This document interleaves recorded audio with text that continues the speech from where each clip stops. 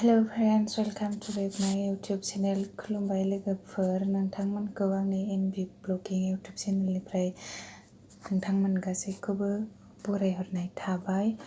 दिनै नोंथांमोननि सिगाङाव रेसिपि लानानै फैदों संनाय कफि आलु भाजा।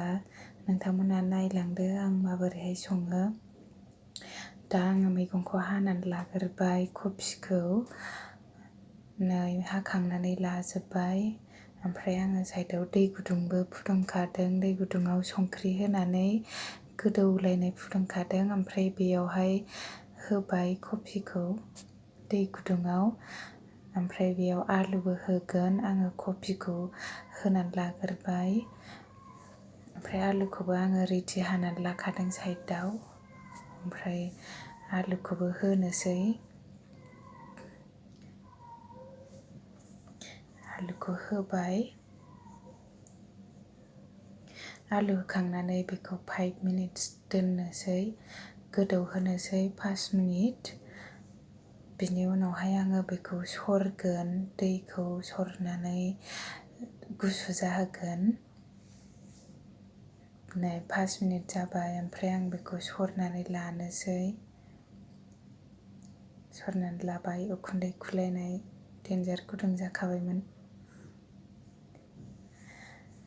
नोंथांमोनहा गासैबो संनोथ' रोंखायो, कफि आलुखौ बयबो जाखायो। थेवबो आं माबोरैहाय सङो एसे नायलांदो अननानै नोंथांमोनहा। दा आङो सरनानै गुसु जाहोबाय। ओमफ्राय आं दा संनोसै, थाव होनानै लाबाय, ओमफ्राय जिरा एसे होबाय, ओमफ्राय हिंखौ बर'नि मा होनोथाय आंबो मिथिया नामखौ। ओमफ्राय सामब्राम गुफुर होगोन, सामब्राम गुफुर गोरलै गोरलै हानानै लानाय बेखौबो होनोसै। ओमफ्राय बे सामब्राम गुफुरखौ एसे ब्राउन कालारनि जाहोनांगौ। ब्राउन कालार जाबाय। दा आं बेयावहाय मैगंखौ होनोसै, आलु कफिखौ। मैगंखौ होखांनानै बेखौ 5 मिनिट एवनोसै, 5 मिनिटसो एसे एवनोसै, जाहाथे थावा मैगङावहाय मोजाङै हाबजोबो।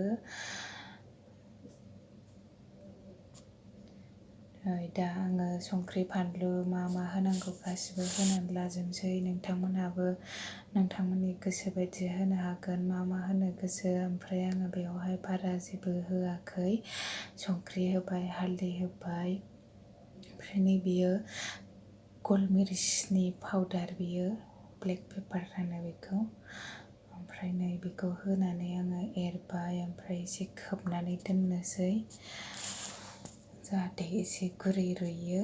ओमफ्राय दसेनो मोनो। लोगोफोर, नोंथांमोनहाबो संनानै जानाय, बेबायदि संफेराखैबा गोथाव जायो। बेयावहाय हाइजेंबो होजायो, ओमफ्राय दिनै जोंना हाइजें गैयामोन, बेखायनो आं हाइजें होनो मोनासै। ओमफ्राय आं बेखौ खोब्बाय, ओमफ्राय मोनबाय। लोगोफोर, आं भिडिअखौबो बांद्राय गोलाव बानायाखै, एसे सर्ट बानायदों।